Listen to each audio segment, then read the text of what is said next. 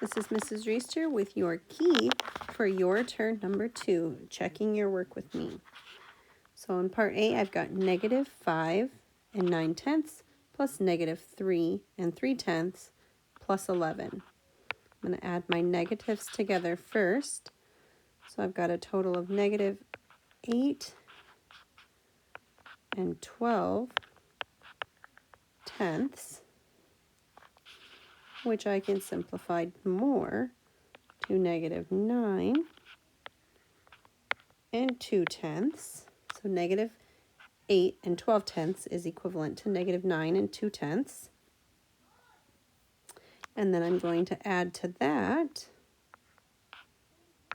a +11.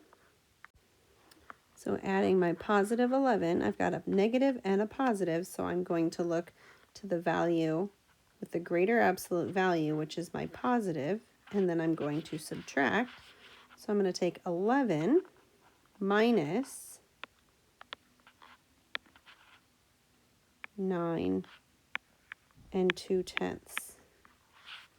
So if I wanted to, I can take my 11 and make it 11/1.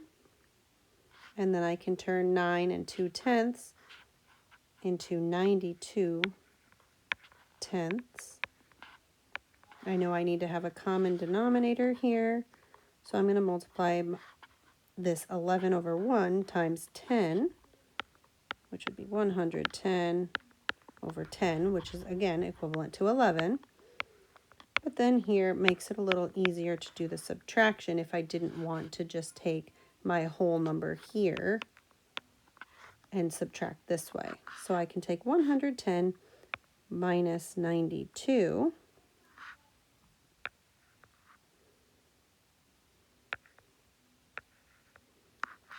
which is going to be 18. 110 minus 92 is 18, and 18/10 simplifies to 1 and 8/10. So 1 and 8/10, and again I can simplify this one more time down to 1 and 4/5 as my final answer. So you can either leave it in improper form or as an improper fraction, or simplest form all the way down as a mixed number. And then we've got for part B, 2/5 plus -7 and 1/5 plus -3/5. In this one, I also have common denominators here. So I'm just going to jump straight to adding my negatives together. So -7 and 1/5 plus -3/5. I have no other whole numbers to add with my -7, but 1/5 and 3/5 makes 4/5. So I've got -7 and 4/5, and I'm going to add to that my +2/5.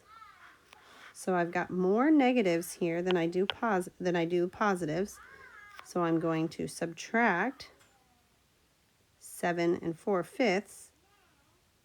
And I'm going to subtract 2/5 from that, which leaves me with 7 and 2/5 as my final answer.